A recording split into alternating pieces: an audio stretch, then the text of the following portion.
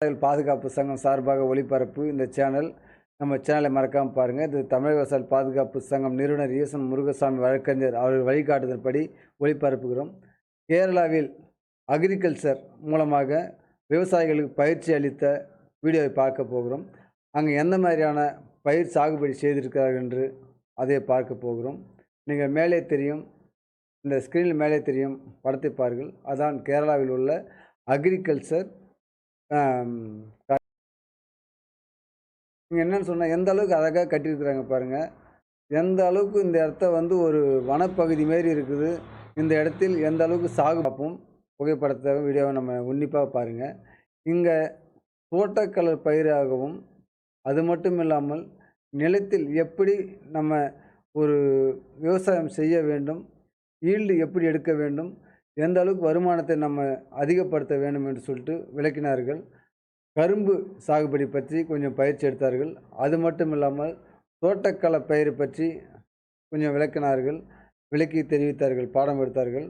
இதனால் நமக்கு என்ன பயன் என்று சொன்னால், ஒரே பயிராக நிலைத்து, அதாவது நெல்லே போடக்கூடாது, கரும்பே போடக்கூடாது, சோளமே நடக்கூடாது, மாற்று பயிர் அடுத்தடுத்து மாற்று ஏற்பாடு செய்ய சொல்கிறாங்க. அந்த மாற்று ஏற்பாடு செய்யும்போது நமக்கு வருமானம் எப்படி வரும் என்று சொன்னால், சிறிய அளவில், அதாவது பூந்தோட்டமாக கொஞ்சம், காய்கறி தோட்டமாக கொஞ்சம், இது போன்ற சின்ன தோட்டமாக நம்ம வைத்து அதில் நம்ம முழுமையாக கஷ்டப்பட்டோம் என்று சொன்னால் அந்த வருமானம் நமக்கு லாபம் தரும். அதனால் நீங்கள் மாற்று பயிர் ஆகிய கண்டிப்பாக செய்தால் உங்களுக்கு வருமானம் தரும் என்று அவர்கள் தெளிவாக சொல்லியிருக்கிறார்கள். தற்போது நீங்கள் இந்த முழு வீடியோவை பாருங்கள் எப்படி என்று சொல்லிட்டு. இதுதான் கேரளாவில் உள்ள அக்ரிகல்ச்சர் ஆஃபீஸர் இடம். இது குடோன். விளையக்கூடிய பொருள் எடுத்தாந்து பாதுகாப்பாக வைக்கக்கூடிய இடம். அது மட்டும் இல்லாமல் விதைகள் சேமிப்பு, கன்றுகள் பராமரிப்பு, உள்ளே நர்சரி கன்று பதியம் போட்டு எப்படி செய்ய வேண்டும் என்று சொல்லிட்டு அதுக்கு தனியாக குடோன். அந்த கிணத்திலிருந்து ஓரம் வாய்க்கால், ஆற்றுகளிலிருந்து மோட்டர் மூலமாக பம்ப் பண்ணி வாய்க்காலில் நீர்வழி பாதையில் தண்ணி பாய்ச்சுவதை பார்ப்போம். இந்த வாய்க்காலை பாருங்கள், சிமெண்ட் மூலமாக பெரிய அளவில் கட்டப்பட்ட வாய்க்கால். இந்த வாய்க்கால் குறைஞ்சபட்சம் எப்பொழுதுமே உடையாத அளவுக்கு சிமெண்ட்டாலே கட்டப்பட்டது.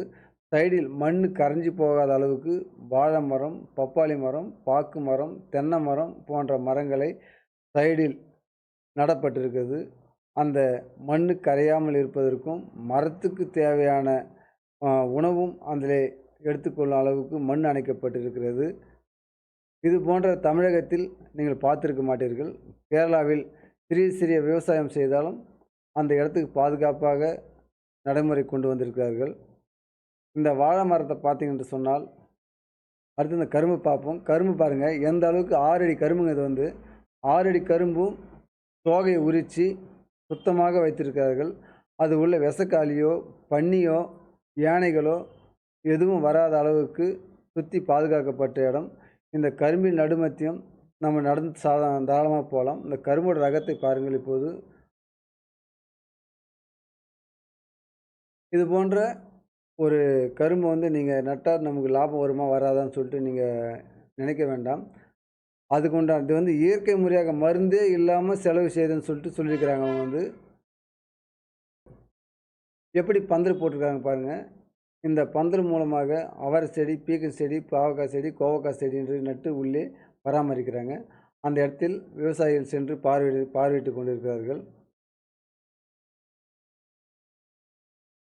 எந்த அளவுக்கு வடிவமைத்து அழகாக இந்த இடம் சாகுபடி செய்திருக்கிறார்கள். இது கோவக்காய் செடி. இந்த கோவை செடியை பந்தல் மூலமாக பராமரித்து இயற்கையாக தயார் பண்ணுறோம் என்று சொல்லியிருக்கிறார்கள். அந்த இயற்கை உரங்கள் அவங்களே தயார் பண்ணுறாங்க. அந்த உரத்தையும் பார்வை செய்த போது நேரடியாக உங்கள் வீடியோ மூலமாக காமிச்சு கொண்டிருக்கிறோம். அடுத்ததாக வாழை தோட்டத்தை பாருங்கள். வாழை மரம் அதே மாதிரி கெமிக்கல் இல்லாத மரம். செஞ்சி கே ரமேஷ் அவர்கள் உள்ளே சென்று அந்த வீடியோவை பதிவு செய்து கொண்டு இருக்கிறார். ஒரு சாகுபடி, பராமரிக்கப்பட்ட ஒரு சாகுபடி.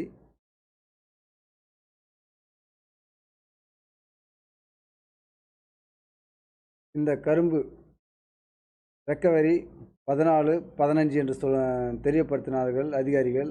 என்று எங்களுக்கு அந்த ஏரியாவுக்கு எங்களுக்கு அதான் பிடிக்கும், நாங்கள் இதுதான் சாகுபடி செய்கிறோம் என்று தகவல் கொடுத்தார்கள். ஆனால் தமிழகத்தில் இந்த கரும்பு உங்களுக்கு எப்படி இருக்கும் என்று தெரியாது.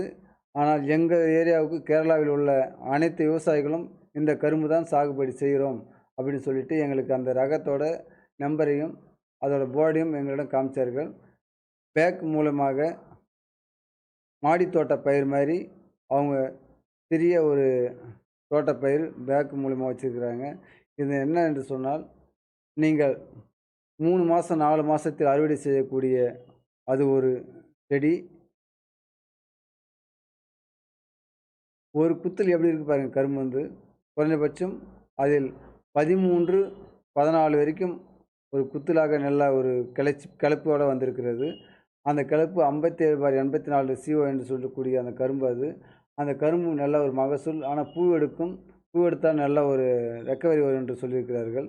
இது போன்று கரும்பு நம்ம ஏன் தமிழ்நாட்டில் வளர்க்கக்கூடாது, நம்ம ஏன் பராமரிக்கக்கூடாது என்று ஒரு சின்ன கேள்வி. இதுமாதிரி பராமரிப்பு செய்தால் வெட்டுக்கூலி நமக்கு குறைவாக இருக்கும். அது மட்டும் இல்லாமல் ஆள் பற்றாக்குறையாக இருந்தாலும் நம்ம அதிக ஆள் இல்லாமல் குறைஞ்ச ஆளை வச்சு வேலை செய்ய முடியும். இல்லை இயந்திரம் மூலம் வச்சு நம்ம வேலை செய்ய முடியும். நம்ம ஆள் இல்லாத ஒரு கஷ்டம் நமக்கு தேவைப்படாது. நம்ம எந்த அளவுக்கு சாகுபடி செய்கிறோமோ அந்த அளவுக்கு நமக்கு வருமானம் ஈட்டி கொடுக்குற அளவுக்கு நல்ல ஒரு கருத்தை தெரிவித்தார்கள். குறைஞ்சபட்சம் 4 அடி. அதுக்கப்புறம் சரியான பராமரிக்க முடியாத இடத்தில் மரங்கள் வைத்து விட்டுறார்கள். கேரளாவில் மலைப்பகுதி என்று சொல்லக்கூடிய ஒரு கேரளாவில் நெல்லோ இல்லை கம்போ கேவரோ கூட பயிர் வைக்க முடியாத இடத்தில் மரத்தை வைத்து மரத்தின் மூலமாக அவங்க வருமானத்தை ஈட்டிக் கொள்கிறார்கள். அதுபோன்று நம்ம அதிக தமிழ்நாட்டில் ஏன் செய்யக்கூடாது? நம்ம 10 ஏக்கரா 20 ஏக்கரா 100 ஏக்கரா வைத்துக்கொண்டு ஆள் பற்றலை, ஆள் இல்லாத குறைய நம்ம என்ன பண்ணுறதுன்னு சொல்லிட்டு நீங்கள் கஷ்டப்படுறத விட இதேமாரி மரத்தை வச்சு விட்ருங்க. மரத்தை வச்சு விட்டோம்னாக்கா நம்ம வீட்டுக்கு போதுமான அளவுக்கு கொஞ்சம் கொஞ்சம் சாகுபடி செய்துவிட்டு மித்த மரத்தை வைத்து விட்டால், மரத்தை வச்சுட்டாக்கா நம்ம 5 வருஷமோ 10 வருஷமோ 20 வருஷமோ பொறுத்து நம்ம மரத்தை வெட்டிக்கலாம் என்று மூலமாக தெரிவித்துக் கொள்கிறோம். இந்த வீடியோ ஃபுல்லாக நீங்கள் பார்த்ததுக்கு ரொம்ப மகிழ்ச்சி. இது போன்ற நம்ம மாற்றுப்பயிர் விவசாயிகள் செய்தால் மட்டுமே நம்ம முன்னுக்கு வர முடியும் என்று தெரியப்படுத்துகிறோம். இது தமிழக விவசாயிகள் பாதுகாப்பு சங்கம் சார்பாக ஒளிபரப்பு.